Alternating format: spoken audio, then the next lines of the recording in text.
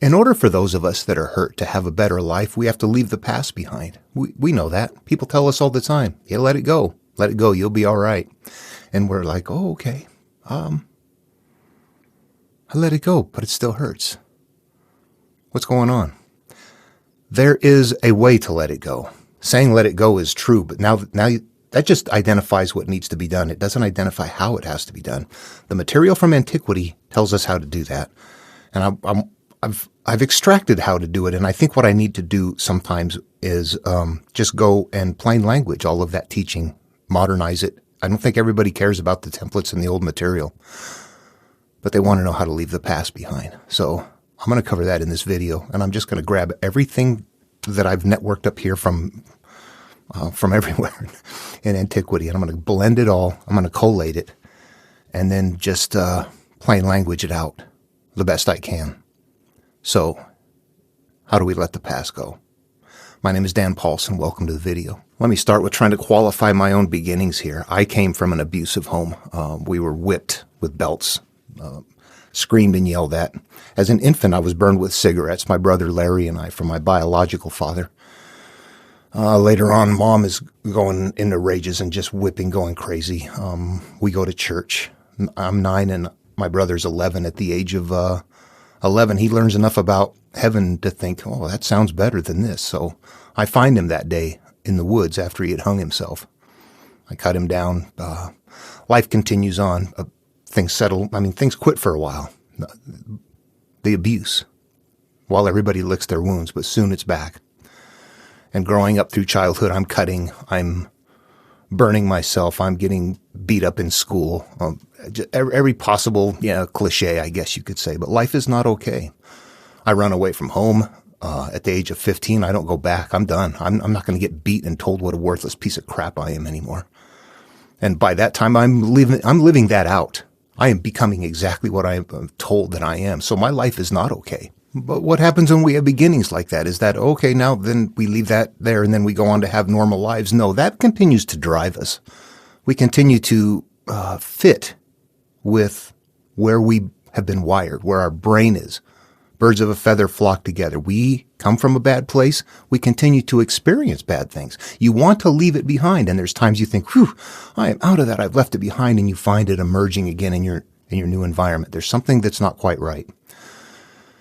And the ancients knew that. They saw that. When life was simple, they knew how to fix this.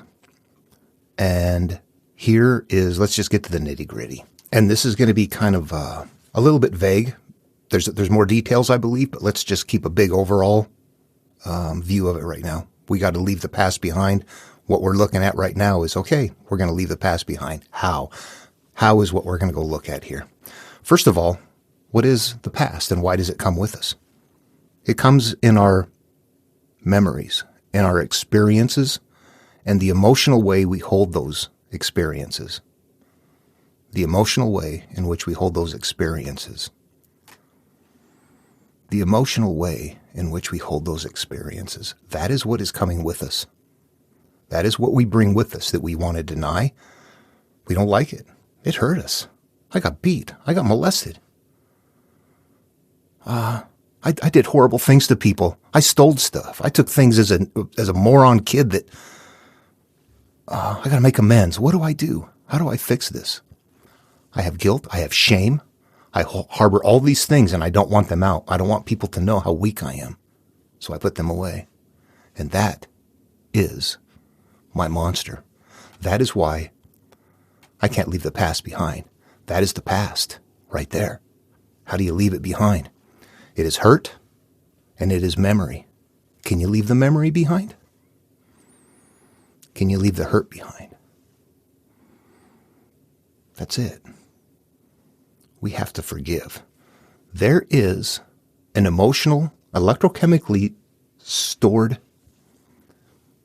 memory experience in our brain. This happened. I feel this way. You leave it there. Because it sits there through life, it finds things that, oh, I fit with this, I fit with that. We continue to network with that experience and it builds and it grows. And we get so wrapped up into it later on in life, the longer life goes on, the more you're caught up in, oh my God, the harder it is to let it go. the less you're caught up in, the simpler it is, the more you can let it go. But we feel hurt. How do you forgive somebody that molested you, raped you? Here's what is important to know. We are humans emerging in a sea of humans that act all kinds of ways, and we fit there. And everybody has emotions, but we all still act like animals, in many ways. Not everyone. I'm talking about the people that are here listening to this going, oh my God, I'm at wit's end. What do I do? This is for us. This is for us to understand that in order for me to not hate people who are gay, I need to make sure that I'm not hating the person who molested me forever. I have to rectify these things. How do I forgive that person? How do I let that person off the hook? Because letting that person off the hook is going to change the emotional state, which is going to change my life. At some point, it's no longer about that person. You look at it and go, yeah, you hurt me, you bastard. I'm not going to hate you, and I'm not going to carry this anymore. And I don't accept what you did, but I'm not going to let it hurt me anymore. You're off the hook. You got hurt, and you never figured it out. I got hurt. I figured it out. So I'm not going to keep hurting somebody else. I'm going to change this link right here. I'm going to rise above that. I'm going to look at my mom and realize as a girl, she's in the woodshed in her upbringing, getting her pants pulled down and getting whipped with a belt, being told what a worthless piece of crap she is and that she's never going to amount to anything. Oh, by the way, here, and you better not tell anybody.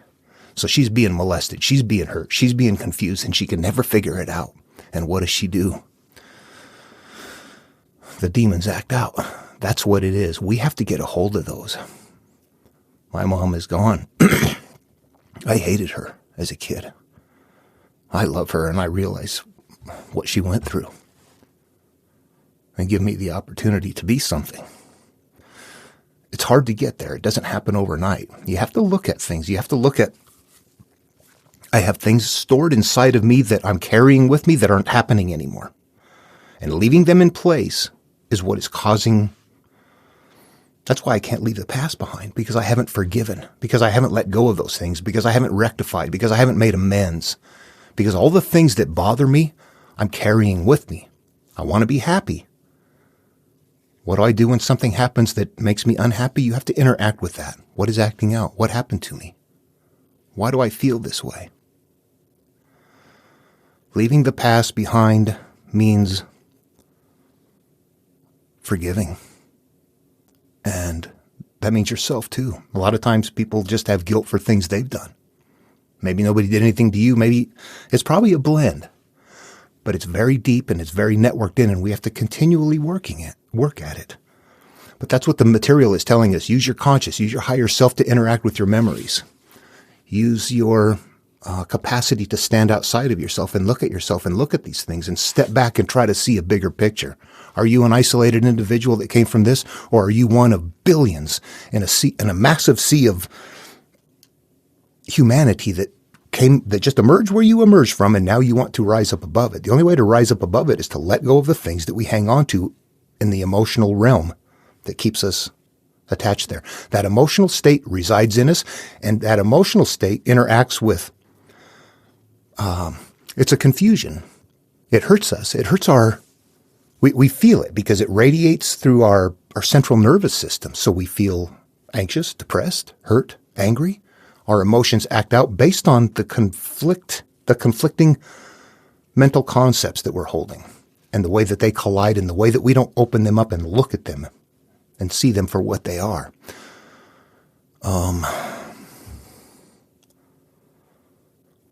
The higher self is really important here. This is the God portion. This is the part of you that has the capacity to look at your life from out in space and see yourself as just one individual there that you're like, oh, I can help you out of there. And then what happens is we're moving along. You think, okay, well, I forgave that person. I forgave my mom. Now I don't feel that way anymore. But something still happens and thoughts are still coming in. What? Is it that deep? Oh my gosh, what is going on? We have memories. Think of getting beat and hating that and storing that away. That's there. You take care of that. think of being despairing, sitting in the woods and crying. That's my story. That's wiring too. That also has to get interacted with. I have to go find my little self that was hurt with my new self and say, you know what? I've let that go. But there's memories back there that were put in place that haven't let it go. They need to be addressed and they're emerging. When I got stuff figured out, I think, but stuff keeps coming up, it's there. It's something in the head that needs to be dealt with. You have to look at it and go, oh yeah, that's still there.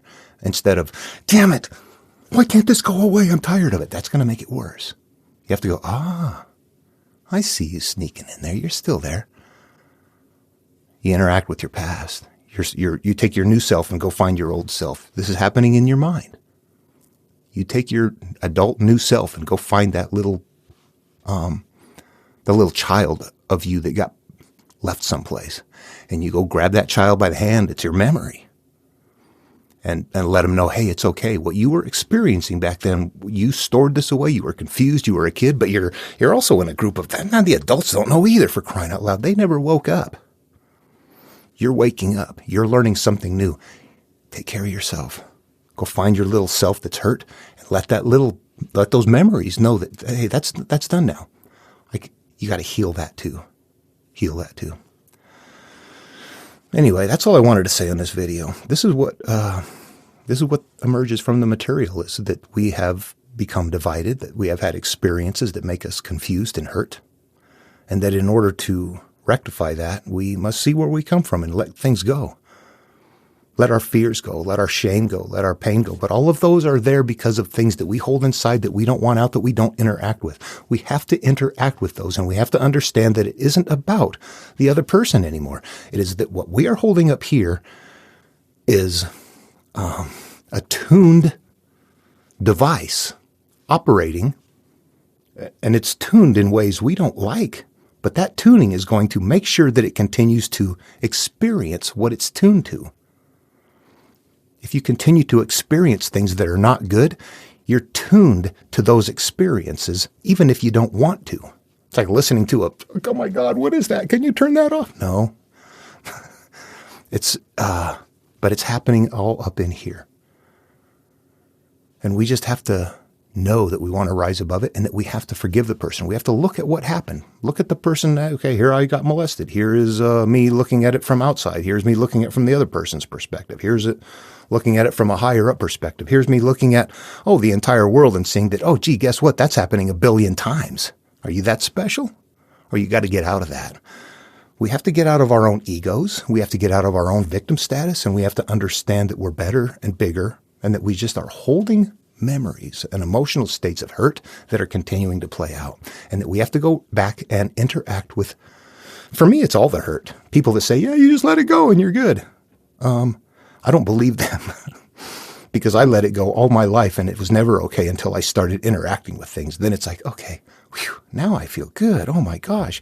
Life changes. The flow changes. Life experiences change.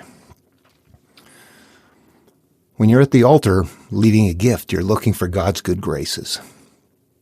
This is a story. But if you're looking for God's good graces and you realize you've got aught against your brother, which means you're holding issues up here, and you want good graces, don't leave your gift. You're not going to get the good graces. Leave it at the altar. Go take care of your issues first, then come back. And your Father who sees in secret will reward you in secret. And it doesn't matter whether you believe in God or not. It'll work that way. We rid the things that hurt us. Life changes. The flow changes. The Tao, the way of life, the glory of God.